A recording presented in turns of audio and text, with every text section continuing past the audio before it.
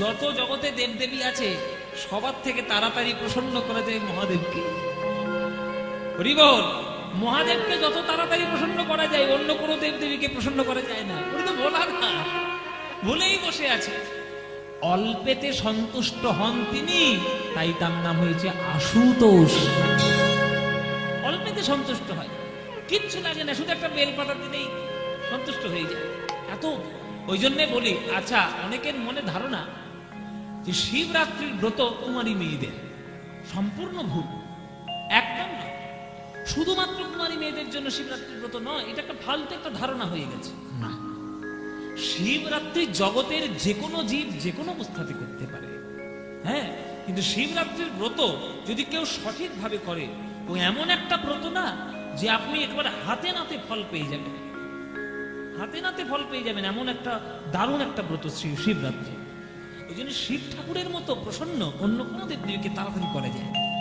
দেখুন বিদ্যাপতি বেশি কিছু করলো না, ওই একটা পাতায় ওম, একটা পাতায় নমঃ, আর একটা পাতায় শিবাই লিখে নয়নের জল দিয়ে ভক্তি শ্রদ্ধা দিয়ে ওই গঙ্গার জলে বিসর্জন দিচ্ছে। প্রভু গুণহীন মহিষ হরণ রণদীর্জিত দুর্জয় দৈত্যপুরম প্রণমামি শিবম শিবকল্পতরুম। প্রভু মীশমণীশমশেষ গুণম গুণহীন মহিষ হরণ রণদীর্জিত দুর্জয় দৈত্যপুরম প্রণমামি শিবম শিবকল্পতরুম।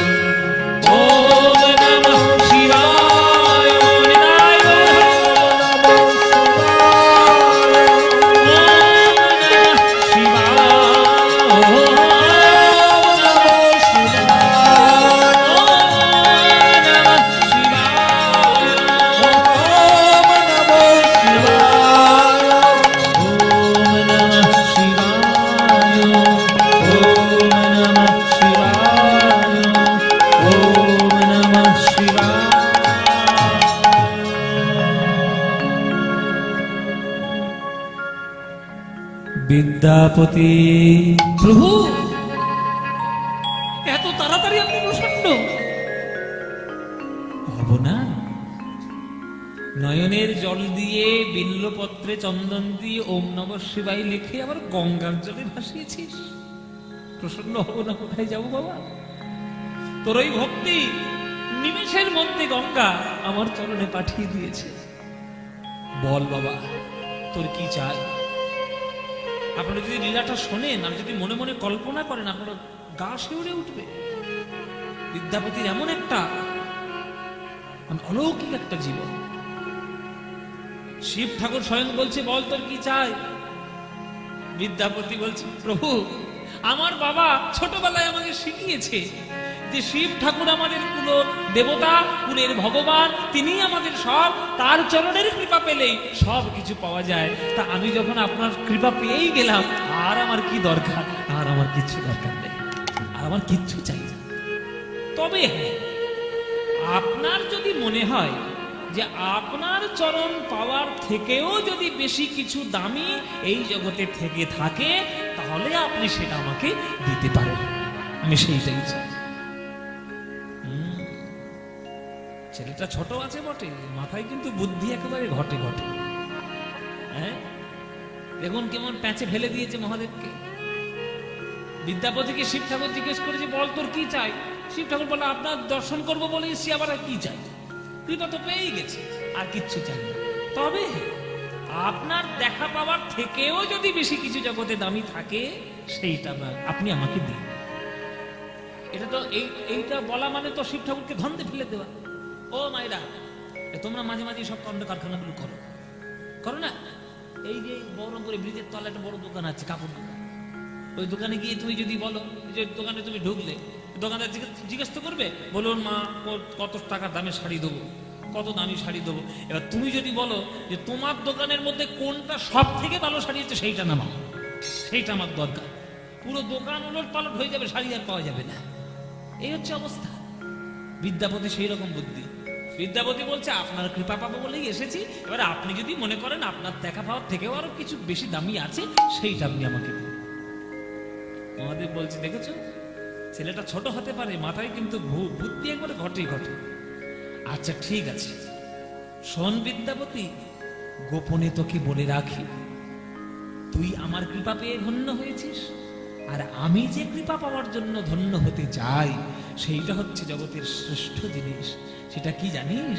সেটি হলো, চুপি চুপি শুনে রাখ, সেটি হলো বৃন্দাবনের রাধা গোবিন্দের ব্রজ প্রেম লাভ করা। ব্রজ প্রেম হচ্ছে জগতের শ্রেষ্ঠ জিনিস। ওই প্রেম লাভ করতে পারবে, জগতের সর্বশ্রেষ্ঠ ধ্বংস লাভ করতে পারবে। ওইটাই লাভ করার জন্য, ওইটাই আছে আমার আমার দর্শনের থেকেও বেশি দামি জিনিস ওইটাই আছে। তাহলে বিদ্যাপতি বলছে তাহলে সেইটা আমাকে দিন, আছে যখন তাহলে দিন। তখন মহাদেব বলছে ওইটা তো আমার কাছে নেই। ও মা, তাহলে আপনার কাছে নেই তো কার কাছে আছে? বলে আমার গিন্নির কাছে আছে। ও মায়েরা, গিন্নি, সবাই গিন্নিকে থেকে সবাই ভয়ে মরেছে, শিব ঠাকুরও বাদ নেই। শিব ঠাকুর বলছে শোন বাবা বিদ্যাপতি, তুই যদি পেতে চাস ব্রজ প্রেম, রাধা গোবিন্দের প্রেম, ওটা তোর মার কাছে তোলা আছে। তবে তোর মার কাছে একটা সিন্ধুক আছে, সেই সিন্ধুকের মধ্যে প্রেম একবারে চাবি দিয়ে তোলা, আর সেই চাবিটা তোর মার কাছেই সবসময় আছে, আমার কাছে নেই। ওই চাবিটা লাভ করতে গেলে তোকে আবার একটু মায়ের সাধনা করতে হবে। এই মা মহামায়া হলেন যোগ মায়া। এই মা মহামায়া যখন জগৎ সৃষ্টি করেন, ভগবান শ্রীবিষ্ণু দীক্ষণে যখন গর্ভ থেকে তিনি প্রচন্ড ভাবে ব্রহ্মাণ্ডকে সৃষ্টি করেন, তখন তিনি হন মহামায়া। হ্যাঁ, আর সেই মহামায়া যখন দাপর যুগে বৃন্দাবনে রাধা গোবিন্দের লীলা যোগসূত্র স্থাপন করানোর জন্য যান, তখন তিনি হন যোগ মায়া। হ্যাঁ, তখন হয় সেটা যোগ মায়া। সেই যোগ মায়া আজকে তার যদি তুই কৃপা না পাস তাহলে কিন্তু হবে না। সেই যোগ মায়া, তাকে তুই ডাক বাবা, ওর কাছেই সমস্ত প্রেমের ভান্ডার লুকানো রয়েছে, ওই যোগ মায়াকে ডাক। এইবার যোগ মায়াকে ডাকতে শুরু করলো শিব ঠাকুরের আজ্ঞায়, আমাদের দেবাদিদেব মহাদেবের আজ্ঞায় বিদ্যাপতি যোগ মায়াকে ডাকছে। সবাই একটু করে যদি বসুন, বিদ্যাপতি নিজেরই লেখা গানে যোগ মায়াকে ডাকবে। সব একটু করে যদি বসুন।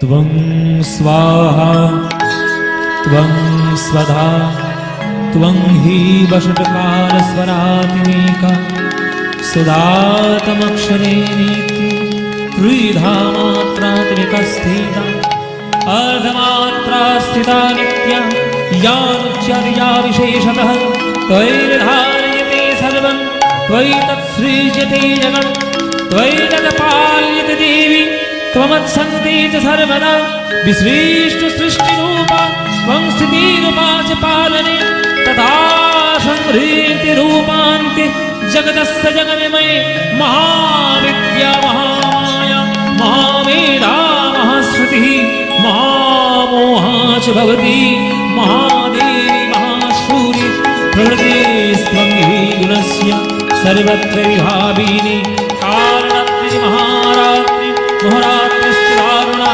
त्वं ह्रीं त्वमीश्वरी त्वं ह्रीं स्वं बुद्धिर्बललक्षणा लज्जा मुष्टि तथा तुष्टि त्वं शान्ति कान्तिरेव च खड्गिनी शूलिनी घोरा गदिनी चक्रुणी तथा शङ्खिनी चापिनी बाण भूषण बलिकायना सौमसौम्य तराशैष सौमिभ्यस्तविसुन्दरी परावरणवनमा त्वमेव परमेश्वरी। ओम सर्वमाङ्गल्ये शिवे सर्वार्थसाधिके शरण्ये त्र्यम्बके गौरि नारायण नमस्तुते सृष्टिस्थितिविनाशानं शक्तिभूते सनातने गुणाश्रये गुणमये नारायणि नमः।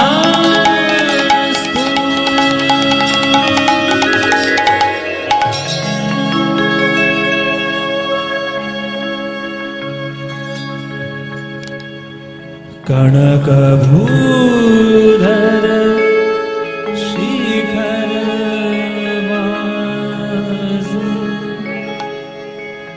चंद्रिका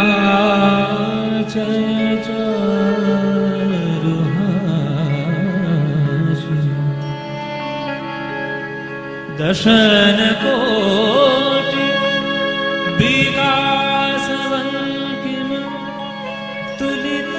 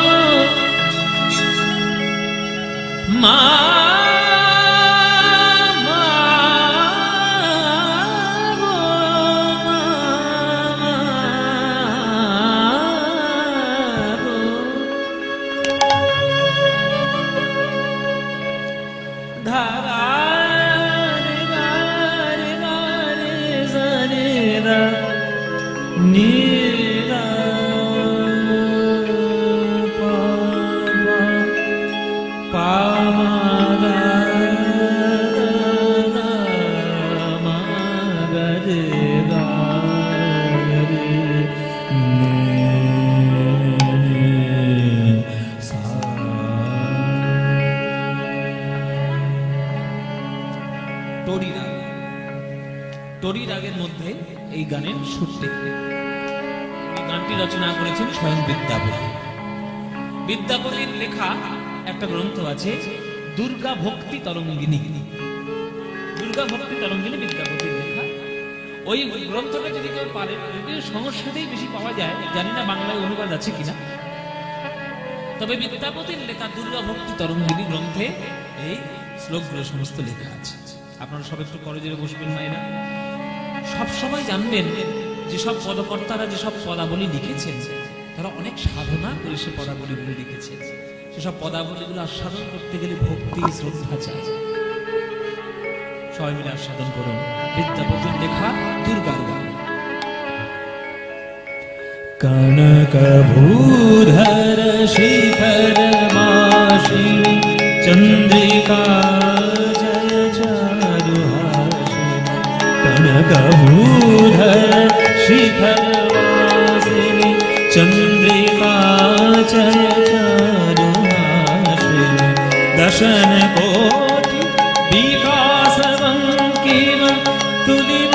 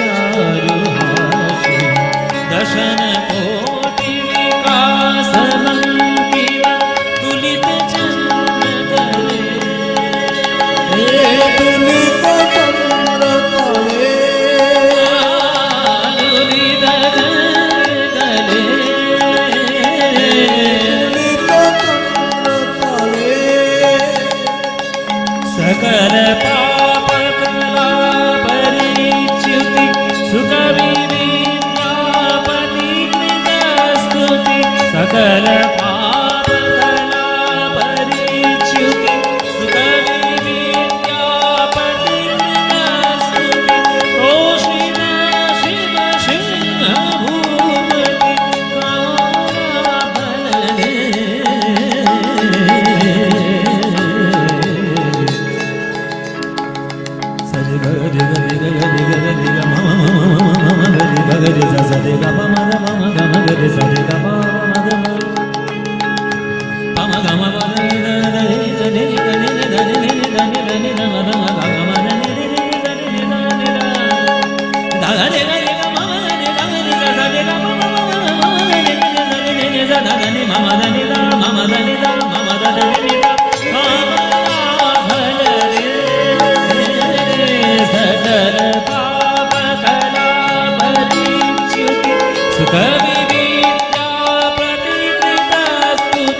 सकल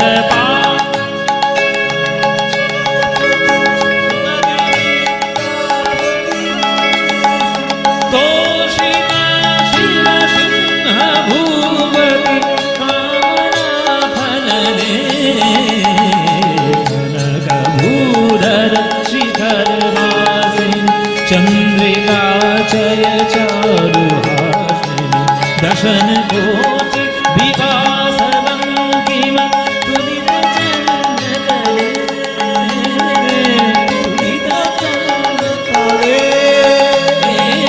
तुलित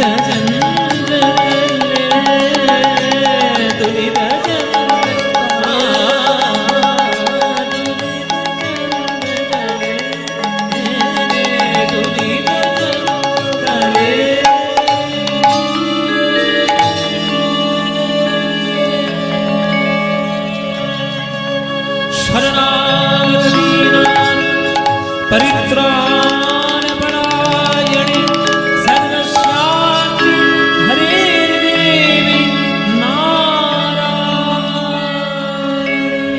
नमस्तु।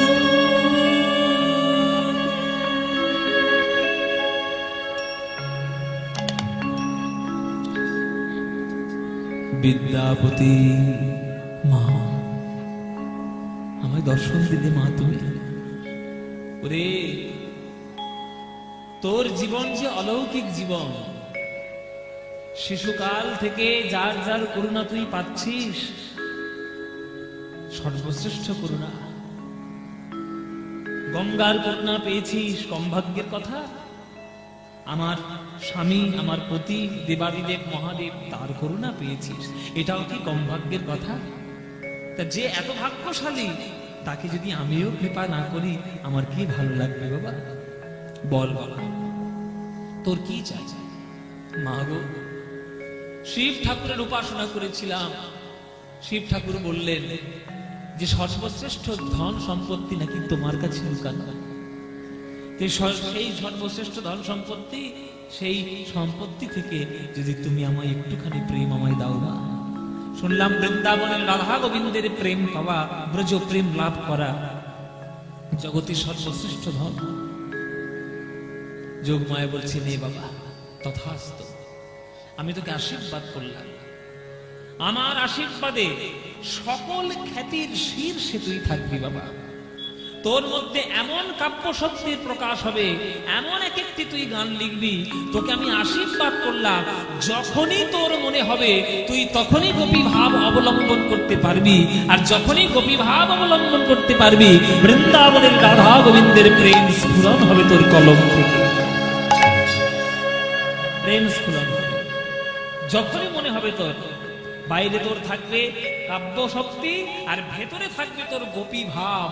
গোপী ভাব না থাকলে তো বৃন্দাবনের গোপী প্রেম পাওয়া যায় না। তাই সদা সর্বদা কাব্য শক্তিতে মোড়া থাকবে তোর গোপী ভাব।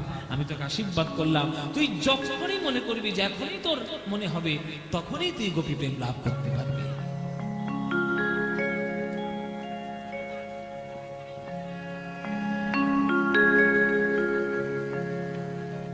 জয় জয়। আচ্ছা ঠিক আছে, কি যেন বলছিলাম? যখনই তোর মনে হবে তখন তুই অবশ্যই গোপী প্রেম লাভ করতে পারবি। যা যা, আশীর্বাদ করে দিল। এই মা দুর্গার আশীর্বাদে বাবা মায়েরা, ওই বিদ্যাপতি তখন থেকে এমন এমন গান, এমন এমন রচনা শুরু করতে লাগলো যে এক একটি রচনা বৈষ্ণব পদাবলীর জগতে একেবারে উজ্জ্বল থেকে উজ্জ্বলতর, উজ্জ্বলতম হয়ে সেই পদাবলীগুলো রয়ে গেছে।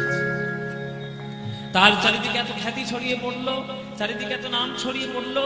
তৎকালীন ওই মিথিলা রাজ্যের রাজা যিনি ছিলেন, তার নাম হচ্ছে শিব সিংহ।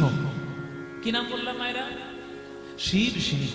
সেই শিব সিংহ যখন শুনতে পেলেন যে বিসলি গ্রামে একটা বিরাট বড় পণ্ডিত আছেন, তিনি যদি আমার রাজসভা অলঙ্কৃত করেন তাহলে আমার রাজ দরবারটা একেবারে ভরে উঠবে।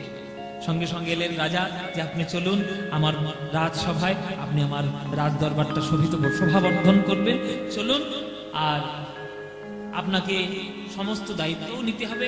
একটা তার মধ্যে ছোট্ট দায়িত্ব আছে বিদ্যাপতি ঠাকুর মশাই একটা ছোট্ট দায়িত্ব হচ্ছে আমার ছেলেগুলো বড্ড দুরন্ত, বড্ড দুষ্টু, তাই আমার ছেলেগুলোকে একটু পড়াশোনার দায়িত্ব আপনাকে নিতে হবে। দেখবেন এখনকার দিনে যেমন টিউশনি যেমন আর কি হয়, তখন গুরুর বাড়িতে গিয়ে গুরুর কাছে পড়াশোনা করতে হতো। এবার রাজার ছেলে তো সোনার চামচ মুখে নিয়ে জন্ম নিয়েছে, অত পড়াশোনা করে কি হবে, শুধু খেলে খেলে কাটাচ্ছে, দিনরাত শুধু খেলা করে। সেই খেলা করার মাধ্যমে যার পড়াশোনা তাদের হয়, তা রাজা তাদের অনুরোধ করলেন বিদ্যাপতি ঠাকুরকে, যদি আমার ছেলেগুলোকে একটু ছেলেগুলোকে পড়াতে পারবেন তো? বলে হ্যাঁ হ্যাঁ পারবো, কোনো চিন্তা। ও মায়েরা, ছেলেগুলো শুধু দুষ্টুমি করে, শুধু খেলাধুলা করে, পড়াশোনার দিকে মন নেই। বিদ্যাপতি তাদের কাছে ছিল, এই ছেলেরা তোমাদের পড়াশোনা করো না কেন? পড়তে ভালো ওটা কি করতে ভালো লাগে? খেলতে খুব ভালো লাগে। বাহ, আচ্ছা ছেলে হয়েছে, সোনার টুকরো ছেলে আমার তো, সোনার টুকরো ছেলে। খেলতে ভালো লাগে, পড়তে ভালো লাগে। আচ্ছা পড়তে তো ভালো লাগে না, গল্প শুনতে ভালো লাগে না? নিজে নিজে আসছে, দেখেছে? আচ্ছা গল্প শুনতে ভালো লাগে তো? বলে হ্যাঁ গল্প শুনতে ভালো লাগে। তাহলে গল্প তোমাদের শোনাই। এই বলে রাজপুত্রদেরকে শিক্ষিত করার জন্য গল্পের মাধ্যমে তাদেরকে শিক্ষিত করার জন্য বিভিন্ন রকম উপদেশ আর বিভিন্ন রকম শিক্ষা বিদ্যাপতি দিয়ে যাচ্ছে। দেখবেন যে গানটা সহজে হয়তো উপলব্ধি হয় না, কিন্তু তাদের সুরে ছন্দে লয়ে ফেললে দেখবেন খুব ভালো লাগে। হ্যাঁ, তেমনি যে শিক্ষা দেখবেন মাঝে মাঝে হজম হতে চায় না, দেখবেন সেটা যদি গল্পের আকারে বলা যায়, দেখবেন সেটা অনেক শিক্ষার। যেমন দেখবেন এখনকার দিনে সিনেমার মধ্যে যদি কিন্তু অনেক শিক্ষা পাওয়া যায়, তবে হ্যাঁ যদি সেটা শিক্ষাযুক্ত সিনেমা হয়। ওই আমি তোমায় ভালোবাসি, তুমি আমায় ভালোবাসো, আই লাভ ইউ, এই সিনেমা কিন্তু ওই সিনেমা থেকে কিছুই পাবেন না, শুধু ফষ্টি নষ্টি পাবেন আর যত আমি পাবেন, আর কিছু পাবেন। কিন্তু কোন সিনেমা দেখলে আপনার লাভ হবে, যেগুলো দেখলে আপনার কাজে আসবে। হ্যাঁ, যেমন সত্যজিৎ রায়ের সিনেমা দেখবেন, অনেক শিক্ষা পাবেন। পথের পাঁচালী দেখুন, হ্যাঁ সোনার কেল্লা দেখুন, দেবী সিনেমা দেখুন, পরশ পাথর দেখুন, মৃণাল সেনের সিনেমা দেখুন, তরুণ মজুমদারের সিনেমা দেখুন, দেখবেন যেগুলো শিক্ষা সেগুলো দেখবেন। শিক্ষা যে কোনো রূপেই আসুক না কেন, তা সদা সর্বদা গ্রহণযোগ্য। একটা কথা আছে না, যে যেখানে দেখিলে ছাই উড়াইয়া দেখো তাই, পাইলেও পাইতে পারো পরশরত নমরত। যেখান থেকেই পারবেন শিক্ষাটা নিয়ে নেবেন। গল্পের মাধ্যমে বলে বলে বলে বলে হ্যাঁ আমার এই রাজপুত্রদেরকে শিক্ষা দিতে শুরু করলো। তা সেই বিদ্যাপতি একটা গল্পের বইও লিখেছিলেন, সেই বইটার নাম ছিল পুরুষ পরীক্ষা। কি বললাম না ইয়া?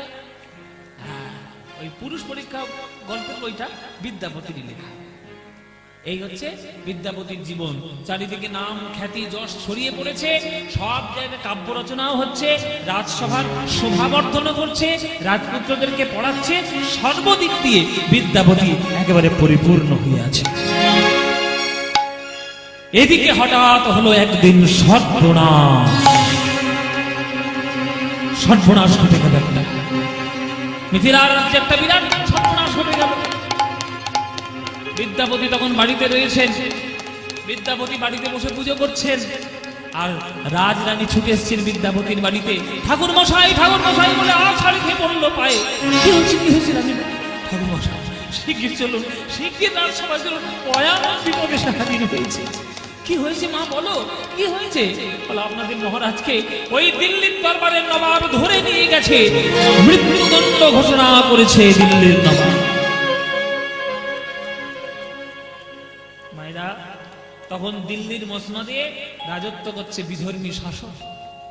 হ্যাঁ, ইসলাম ধর্মের শাসন, নবাবী শাসন চলছে। 2 বছরের খাজনা দিতে না পারায়, খাজনা বকেয়া পড়েছে বলে দিল্লির দরবারের নবাব মিথিলা রাজ্যের শিব সিংহের নামে একেবারে মৃত্যুর পরোয়ানা ঘোষণা করে দিল।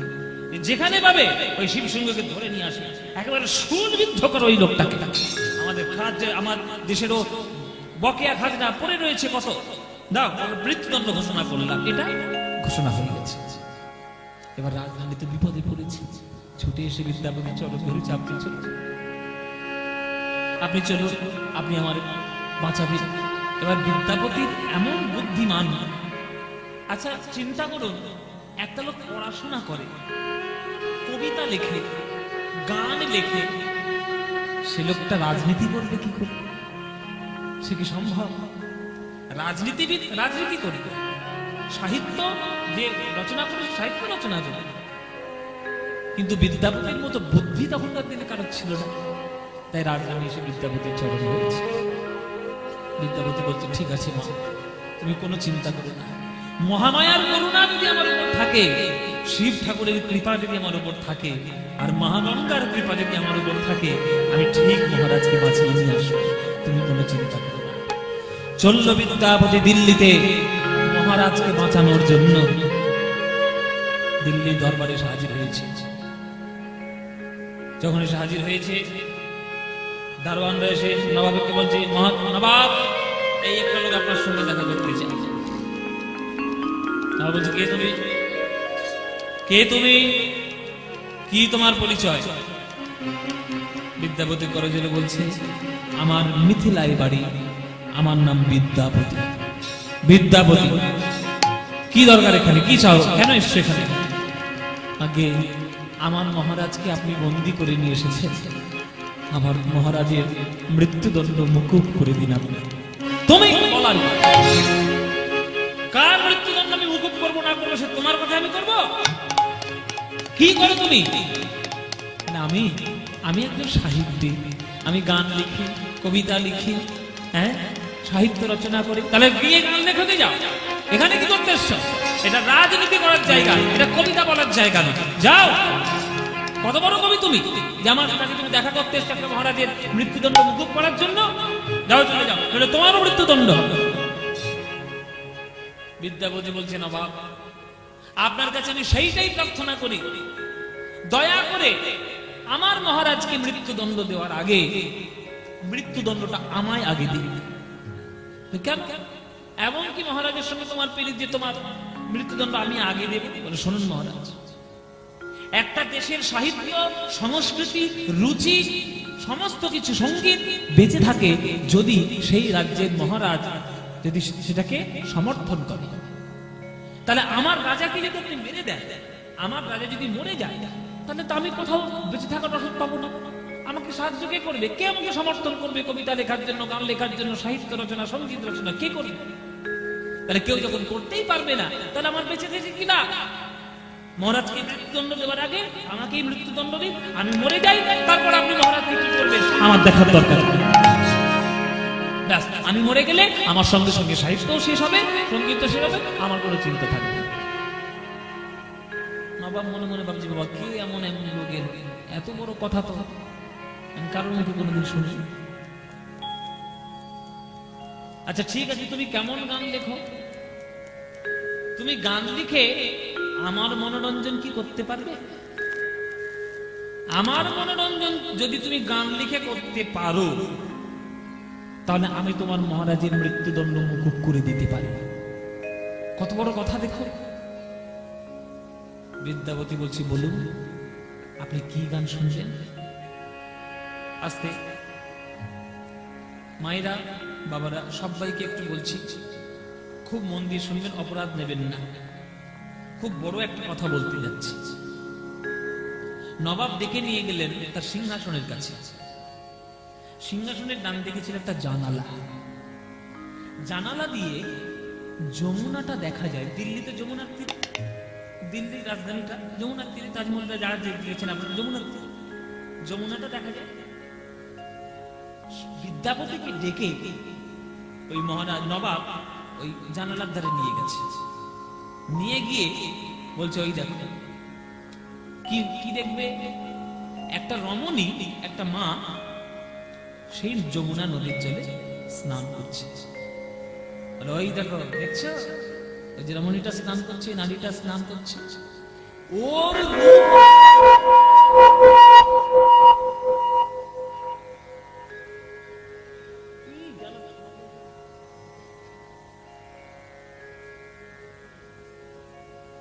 ওই নারীটার রূপ বর্ণনা করে তুমি যদি আমার মনোরঞ্জন করতে পারো, আমার যদি ভালো লাগাতে পারো, তাহলে আমি তোমার মুকুব করে দেব। আচ্ছা বেশ, তাই হবে। সঙ্গে সঙ্গে বিদ্যাপতি, সঙ্গে সঙ্গে বিদ্যাপতি, আস্তে আস্তে, সঙ্গে সঙ্গে বিদ্যাপতি মা মহামায়াকে স্মরণ করলেন। হে মা মহামায়া, তুমি আমায় আশীর্বাদ দিয়ে বলেছিলে যখন ইচ্ছা হবে তখনই যেন গোপী প্রেম লাভ করতে পারি। এইবারে তোমার করুণা করার সময় হয়েছে মা। ওই জানালা দিয়ে বিদ্যাপতি দেখছেন একটা রমণী স্নান করছে। বিদ্যাপতি মনে মনে ভাবলেন, ওই রমণী স্নান করছে, আমি কেন মনে করব? এই দিল্লিও হলো যমুনার তীরে, আরে বৃন্দাবনটাও হলো যমুনার তীরে। তাই যমুনার তীরে কোনো সাধারণ নারী স্নান করছে, আমি কেন মনে করব? আমি মনে করব ওই যমুনার তীরে স্বয়ং রাধারানী আমার স্নান করছে। আরে রাধারানী স্নান গোবিন্দ কদম তলা থেকে আড়ালে থেকে দেখছেন। এই তার ভাব চলে এলো। সঙ্গে সঙ্গে বিদ্যাপতি গান রচনা করতে শুরু করলেন। নয়ন থেকে ঝরঝর ধারায় জল পড়ছে। বিদ্যাপতি নিজের মনকে সঙ্গে সঙ্গে বৃন্দাবনে নিয়ে, সঙ্গে সঙ্গে বিদ্যাপতি রাধা গোবিন্দের ভাব অবলম্বন করেছে। বিদ্যাপতি বলছে, আমি কেন ভাববো যে একটা নারী স্নান করছে? আমি ভাববো আমার স্বয়ং রাধারানী স্নান করছে। সখা কোন কারি,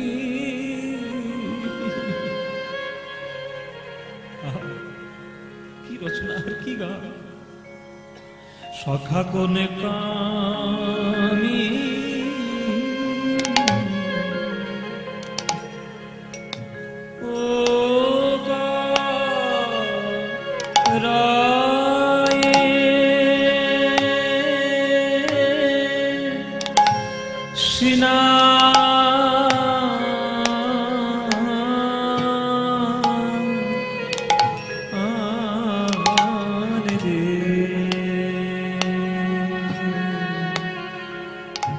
সখা কোন কামি ও করায়ে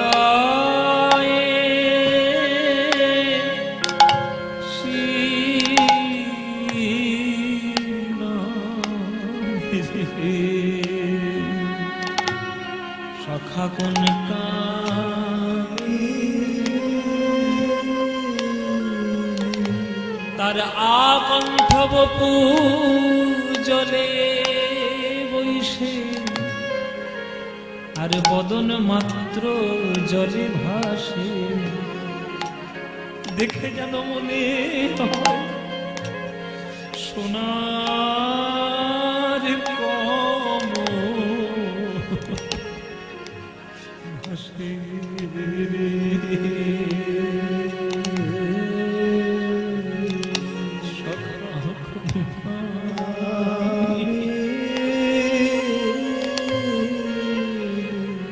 রাধার আকণ্ঠ বপু জলে বৈশে, আর বদন মাত্র জলে ভাসে।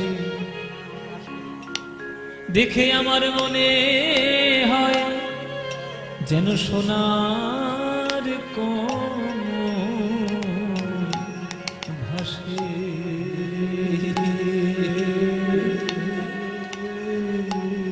সখা সখা কোন কামি,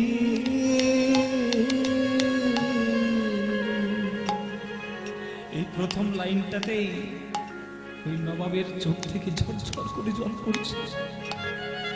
তুমি কি শোনালে কবি, তুমি কি শোনালে? বিদ্যাপতি বলছে, আপনি যখন গান শুনতে চেয়েছেন, আমি কেন ভাববো যে একটা সাধারণ নারী স্নান করছে? আমি দেখছি রাধা, রাধারানীর অঙ্গ যেন যমুনার জলের মধ্যে প্রবেশ করানো, আর তার গলা থেকে বদনটা জলের উপরে ভাসানো। দেখে মনে হচ্ছে যেন একটা সোনার পদ্ম ফুল ফুটেছে যমুনা নদীর উপর। ওগো হেরো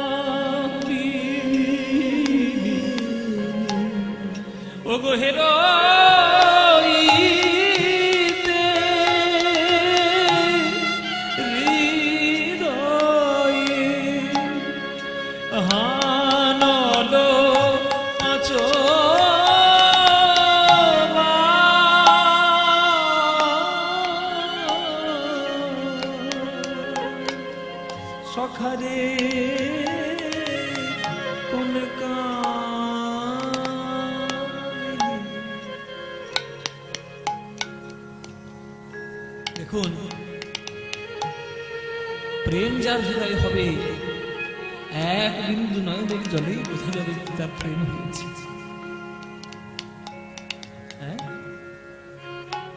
ধনের চিকুরে চিকুরে চিকুরে বলয়ে জল ধারা,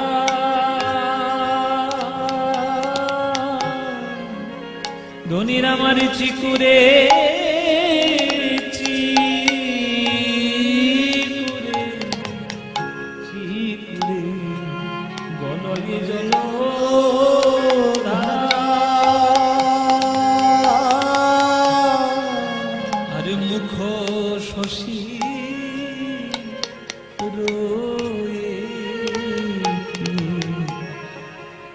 হয়ে আধি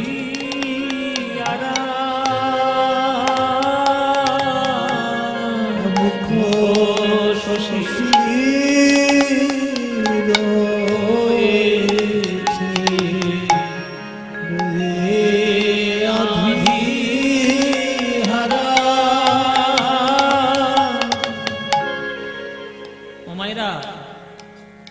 এখনকার দিনে নদীর জলে পুকুরের জলে তো স্নান প্রায় উঠেই গেছে। আগেকার দিনে যখন মেয়েরা নদীর জটে নদীর ঘাটে বা পুকুরের ঘাটে যখন স্নান করতে যেত, তখন এখনো পর্যন্ত কিছু কিছু জায়গায় সে নিয়ম আছে, যেমন মেয়েদের স্নানের জন্য ঘাটে একটা নির্দিষ্ট টাইম দেওয়া থাকে। সেই সময় গ্রামের সকল মেয়েরা স্নান করতে যায়। মেয়েরা যখন মায়েরা যখন স্নান করছো, যখন জলের মধ্যে তোমরা ডুব দিলে, এলো চুল, ওই যখন ডুব দেওয়ার পর যখন ওঠে তখন চুলটা সামনে এসে ঝুঁকে পড়ে। তখন মায়েরা কি করে, চুলটাকে কি করে উল্টিয়ে দেয়, এই যে হাতে ধরে এইভাবে উল্টিয়ে দেয়। এবার রাধারানী যখন এইভাবে তার কেশর আসি যখন এইভাবে উল্টিয়ে দিলেন, দিয়ে যখন হেঁটে যাচ্ছেন, তখন তো এই কেশর আসি থেকে বিন্দু বিন্দু টোপে টোপে জল পড়ছে না। যখন টোপে টোপে জল পড়ছে, ওই জল পড়া দেখে বিদ্যাপতি আক্ষর লিখছে যে ওটার জল পড়ছে না, ওই কেশর আশিকে দেখে মনে হচ্ছে যেন অন্ধকার, আর রাধারানীর বদনটাকে দেখে মনে হচ্ছে যেন বদন চাঁদ। বদন চাঁদ সেইটা দেখতে পাবে না বলে ওই অন্ধকার যেন ঝরঝর করে কাঁদছে, অন্ধকারের চোখ থেকে যেন জল পড়ছে। কেন না, রাধারানীর বদন চন্দ্রটা দেখা হলো না বলে। মুখ শশী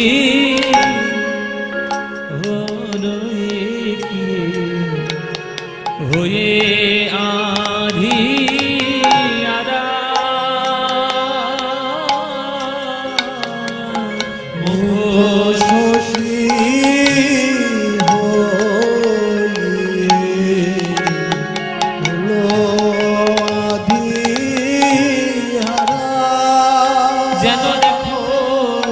যেন আধার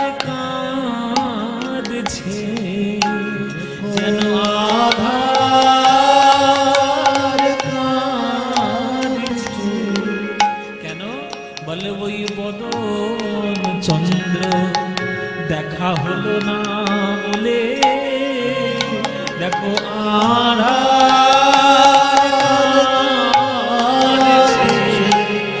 ওই বদন চন্দ্র দেখা হলো না বলে ওই আধার কাঁদছে ওই বদন চন্দ্র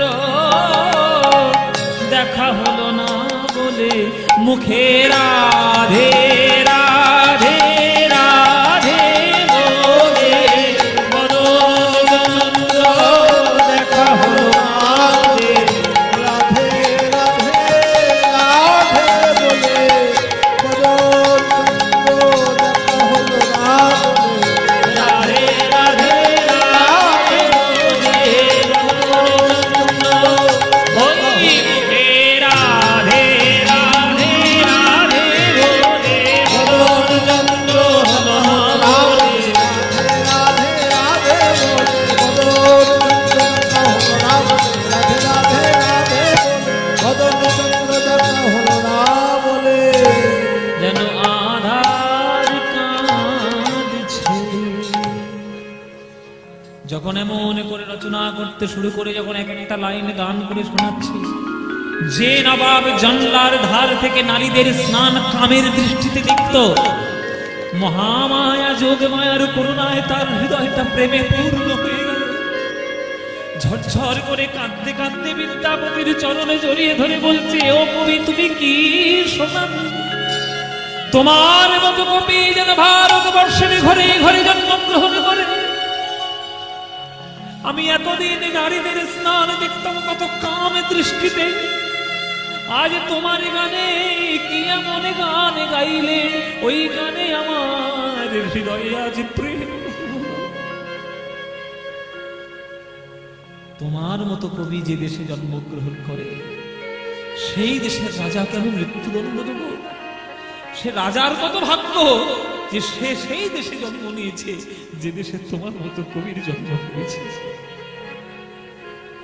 না, আমায় তুমি ক্ষমা করো বিদ্যাপতি, মৃত্যুদণ্ড তো দেবই না, বরং 2 বছরের বকেয়া খাজনা আমি মুকুবই করে দিলাম, আর আগামী আরো 5 বছর আমি কোন রকম কোন খাজনা দেব না, এটাও আমি সবার সামনে আজ ঘোষণা করে দিলাম। তোমার কোনো চিন্তা নেই, তোমার রাজার মৃত্যুদণ্ড আমি করে দিলাম। পৃথিবীর ইতিহাসে হয়তো এটা প্রথম হলো কোন কবি এসে কোন রাজাকে প্রাণদণ্ড থেকে মুক্তি দিতে পেরেছে। এটা একমাত্র বিদ্যাপতির ভাগ্যে হয়েছে। বিদ্যাপতি, তোমার কোনো চিন্তা নাই, প্রাণ ভরে সাহিত্য রচনা করো, প্রাণ ভরে কাব্য রচনা করো, আর জগৎকে এইভাবে সমৃদ্ধ করো।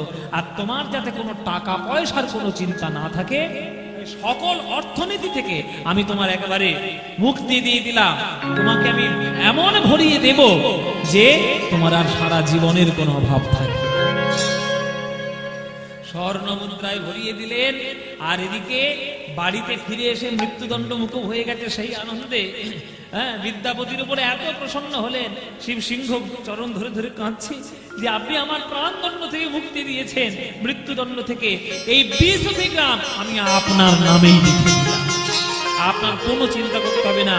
আপনার যদি মনে হয় আপনি রাজসভায় আসবেন, যদি মনে না হয় আপনি আসবেন না, আপনার যখন খুশি আমার কাছে আসবেন। আপনার সকল দায়িত্ব এই রাজ্যের থাকবে, মিথিলা রাজ্যের সমস্ত কিছু থাকবে।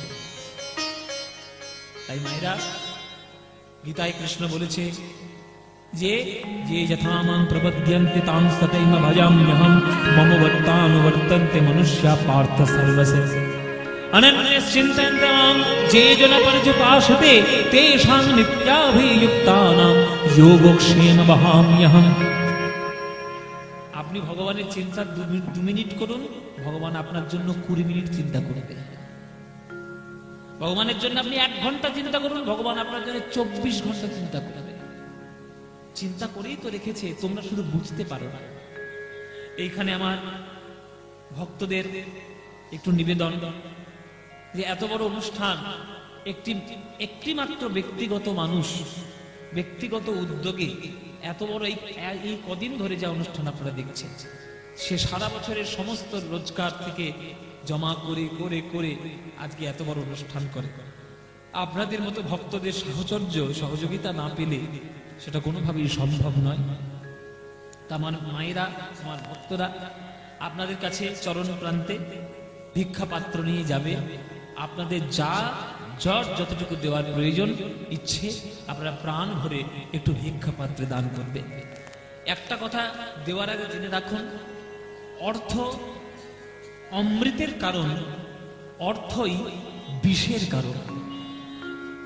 অর্থই অমৃত, আবার অর্থই বিষ। আপনি 100 টাকার নোট দিয়ে যদি একটা সিগারেটের প্যাকেট কেনেন, সেটা আপনার জীবনে বিষ। আর 100 টাকার নোট দিয়ে যদি একটা বাড়িতে শ্রীমদ্ ভাগবত গীতা কিনে নিয়ে আসেন, আপনার জীবনে সেটা অমৃত। 500 টাকা খরচা করে বন্ধুদের সঙ্গে গিয়ে ফুর্তি করে কাটিয়ে দিন, সেটা আপনার জীবনে বিষের মতো। কিন্তু 500 টাকা দিয়ে যদি জীবের সেবা করেন, সেটা আপনার কাছে আপনার জীবনে অমৃত। বিবেকানন্দ কি বলেছিলেন? যে বহুরূপে সম্মুখে তোমার ছাড়ি কথা খুঁজিছ ঈশ্বর, জীবে প্রেম করে যেই জন, সেই জন সেবিছে ঈশ্বর। আপনি অর্থ দিয়েই বিষ নিতে পারবেন, অর্থ দিয়েই আপনি অমৃত নিতে পারবেন। এবার কি নিতে পারবেন কি নিতে পারবেন না সেটা আর একটা কথা বলি, যে আমার গান শুনে যদি মনে হয় যে বাহ পদ্মপলাশের গান খুব ভালো লাগলো, 10টা টাকা দিয়ে আসি, খবরদার আমাকে একদম দেবেন না। 10টা টাকা যদি আমাকে দেওয়ার ইচ্ছা থাকে, সেই 10টা টাকা ওই ভিক্ষা পাত্রে দান করুন, তাতে আমার অনেক আনন্দ হবে, তাতে আমি অনেক খুশি হব। তাই গৌর প্রেমানন্দে হরি বল। ওই যে অনন্য চিন্তায়ন্তমাং যোজনা পর্যপাসতে তেষাং নিত্যাভিযুক্তানাং যোগক্ষেম বাহাম্যহম। আপনি ভগবানের জন্য এতটুকু করুন, ভগবান আপনার জন্য এত বড় করবে। শুধু তার কৃপাটা নেওয়ার জন্য থাকতে হবে। তিনি কৃপা করার জন্য তো বসে আছেন, তিনি আমি পাই না আমার দোষে, অথচ কৃপার ডালি সাজিয়ে ভগবান বসে আছে। যেখানেই দেখবে ভগবানের কৃপা শুধু ছড়াছড়ি, শুধু কুড়িয়ে নিতে পারলে হলো। রাজহংস হতে হয়, রাজহংস। দুধে জলে মিশিয়ে দিলে রাজহাঁস ঠিক দুধটাই টেনে নেয়, জল পড়ে থাকে। ওই রাজহংস হতে হয়। ভক্ত যে হবে সে রাজহংস হবে। খারাপ জিনিস ছেড়ে আসল জিনিসটা ঠিক ধরে থাকবে। সেই বিদ্যাপতি সমস্ত ধনে ধন ধান্যে একেবারে পূর্ণ হয়ে গেল। না তার কোনো অভাব, না তার কোনো চিন্তা, না তার কিচ্ছু। শুধু মন দিয়ে কাব্য রচনা করে আর মন দিয়ে সে সাহিত্য সাধনা করে, এটাই তার কাজ। শিব ঠাকুরের করুণা, গঙ্গা মায়ের করুণা আর মহামায়ার করুণা তার উপর প্রবল ভাবে আছে। আর কি তার চিন্তা থাকে? ব্যাস। বিবাহ করলেন বিদ্যাপতি। যে রমণীর সঙ্গে তার বিবাহ হয়েছিল তারও নাম ছিল মহামায়া। মা মহামায়া, তারই নামে তার স্ত্রীর নামও ছিল মহামায়া। সেই মহামায়ার সঙ্গে তার বিবাহ হবে। আস্তে আস্তে আস্তে আস্তে আস্তে আস্তে প্রত্যেকেই দেবেন, প্রত্যেকের কাছেই যাবে, চিৎকার করতে হবে না, সবাই শান্তভাবে দেবেন। সেই মহামায়ার সঙ্গে বিবাহ হলো। মহামায়ার সঙ্গে বিবাহ, প্রাণ ভরে সংসার করছে। একদিন সকালবেলায় ঠাকুর ঘরে বসে সাহিত্য রচনা করছে, গান লিখতে শুরু করেছে। হঠাৎ দরজায় টোকা। কে কে? কথা কয় না, শুধু টোকা দিয়ে যায়। দরজা খুলেছে বিদ্যাপতি। কে? বলছি কে? দেখছে একটা সামনে একটা নোংরা মতো একটা লোক দাঁড়িয়ে রয়েছে। গায়ে কোথা থেকে এসছে তা কি জানি, ধুলো একেবারে গায়ে ভর্তি, মাথায় জটা ফটা ভর্তি, স্নান করেনি বোধহয় বহুদিন। একটা নোংরা মতো লোক সে এসে সামনে দাঁড়িয়েছে। বাবা ঠাকুর, বাবা ঠাকুর, এইখানে এই পাড়ায় এই গ্রামে ওই আমি শুনেছি বিদ্যাপতি বলে কোন একজন ঠাকুর বসবাস করে, তার বাড়িটা কোনটা? কেন হে, তার সঙ্গে তোমার কি দরকার? না, আমার একটা শুধু মনের বাসনা ছিল অনেক দিনের। আমি খুব ছোট জাতের মানুষ আর কি, ওই লোকের বাড়িতে চাকর বৃত্তি করে খাই। কিন্তু আমার একটাই শর্ত, যে যার বাড়িতে আমি চাকর বৃত্তি করবো সে যেন গোবিন্দের গান লিখে, সে যেন গোবিন্দের গান গায়। তার বাড়িতে আমি গোবিন্দের গান শুনবো আর তার বাড়িতে আমি চাকরগিরি করবো। তা বলতে পারেন বিদ্যাপতির বাড়ি কোথায়? আরে আমিই তো বিদ্যাপতি। আপনি বিদ্যাপতি? আপনার বাড়িতে আমি এসেছি, এই চরণটা ধরে। হঠাৎ করে বলা নেই, কওয়া নেই, চেনা নেই, পরিচিতি নেই, পা ধরছে গো। দাঁড়াও দাঁড়াও, কি হয়েছে, কি চাও বলো। বাবা ঠাকুর, আপনার বাড়িতে একটু জায়গা দেবেন, আমি আপনার বাড়িতে চাকরগিরি করব, যা বলবেন তাই করে দেবো। বাজার করে দেবো, কাপড় কেচে দেবো, জল তুলে দেবো, রান্না করে দেবো, হ্যাঁ, ঘর ঝাড় পরিষ্কার করে দেবো, সব কিছু করে দেবো।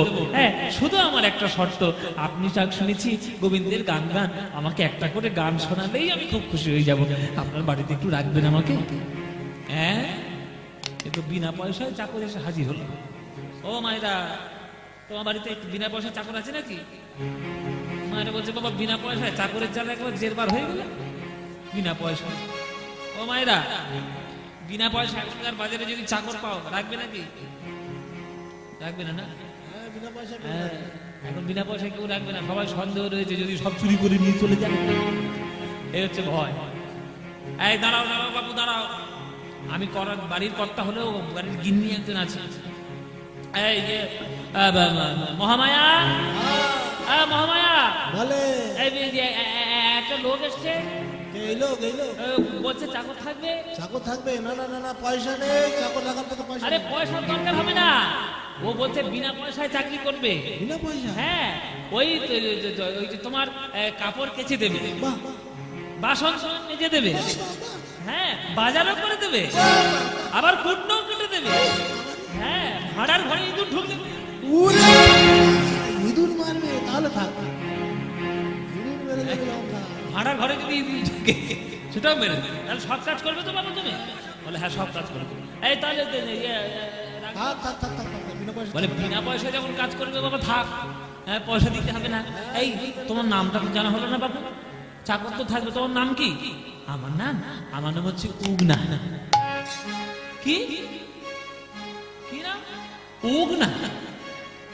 বাবু আবার কি বিদঘুটে নাম রে বাবা, জীবনে তো নাম শুনি উগনা।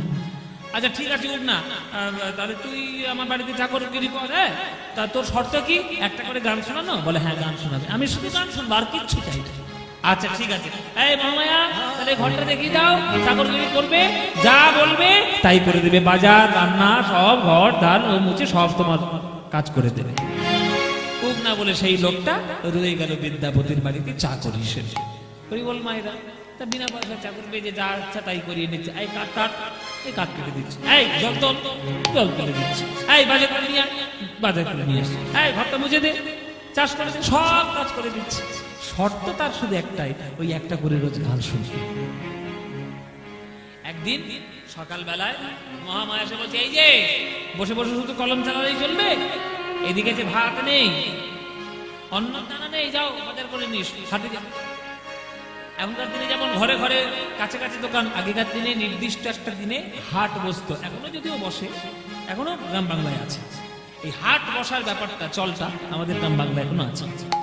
হাটে যেতে হতো বাজার করার জন্য, ওই একটা জায়গায় সবকিছু এসে সামগ্রী জুটবে, সেইখান থেকে কিনে নিয়ে এসো। এই উগনা, তোর মা বলছে ঘরে বাজার নেই, চল সবজি টবজি কি পাওয়া যায় একটু কিনে নিয়ে আসি, চল। উগনার সঙ্গে বাজার করতে যাচ্ছে বিদ্যাপতি। হ্যাঁ, যেতে যেতে ভাটটা অনেক দূর, যেতে যেতে যেতে যেতে রাস্তার মাঝখানে পড়েছে একটা বট গাছ। বট গাছের তলায় বিদ্যাপতি বসে পড়েছে। ওহ উগনা, একটু থেমে যা, এই এখন আর যাবো না, বড্ড কষ্ট হচ্ছে, হ্যাঁ দামে হাঁপিয়ে গেছি একবারে গরমে, এই একটু পরে যাচ্ছে। এই বট গাছের ছাওয়া পেয়েছি, এইখানে একটু বসি, একটু বসে জিডিয়ে নিয়ে তারপরে যাচ্ছে। ঠিক আছে বসো। বট গাছের তলায় বসলো। কবি তো, সাহিত্যিক তো, কখন কি ভাব উদয় হবে কোনো ঠিক আছে? ওই বট গাছের তলায় বসে বিদ্যাপতি এরকম গা জোড়াচ্ছে, মনে মনে তার ভাব আসছে, কাব্য মানে কবিতা লেখার ভাব চলে এসেছে। এই উগনা, উগনা, একটা গান মনে পড়েছে, গান মনে পড়েছে, তাই নাকি? এই তাহলে বসে আপনার চরণ পাশে, এই গানটা কে শোনা, শুনবি? বাহ, নতুন একটা গান আমার মনে পড়ল, এই গানটা তুই মনে করে রাখিস, হ্যাঁ মনে করে রাখিস, বাড়িতে গিয়ে লিখে নেবো, বাড়িতে গিয়ে ওটা লিপিবদ্ধ করতে হবে। বিদ্যাপতির গান মনে পড়ল, ওই বট গাছের তলায় বসে বিদ্যাপতি বসে বসে গান গাইছে। মাধব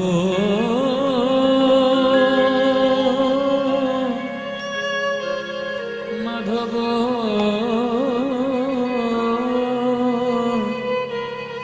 মাধব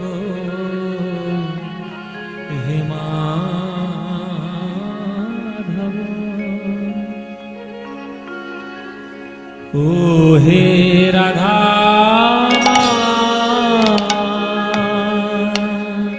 ও মা ধব হে বহুত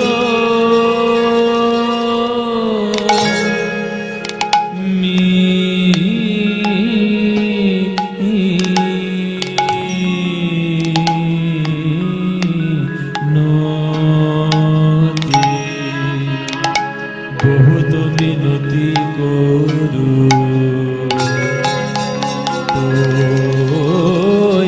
হে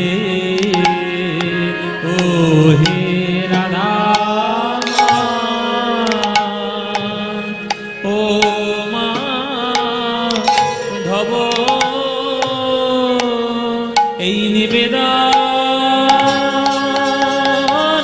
তব পায়ে ও হে রাধা ও মা মাধব এই নিবেদন তব পায়ে চরণ ছাড়া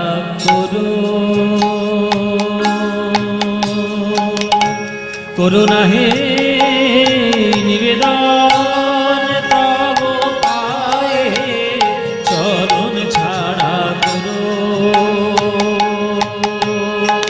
করুণা হে নিবেদন তব পায়ে ওই চরণে সর নিলাম নিবেদন তব পায়ে চরণ ছাড়া নাহে নিবেদন তব পায়ে চরণ ছাড়া নাহে নিবেদন তব পায়ে চরণ ছাড়া নাহে নিবেদন তব পায়ে ও হে রাধা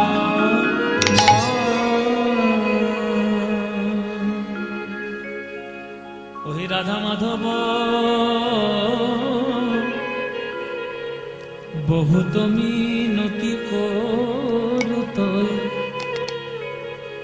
বহুত মিনতি করুত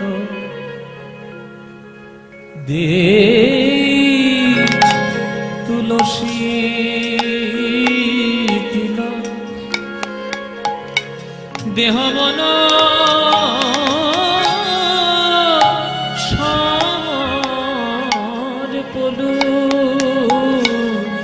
দে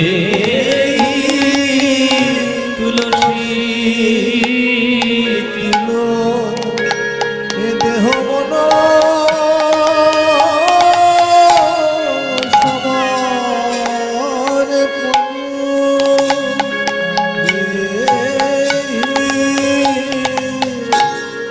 তুলসী তিল এ দেহ মন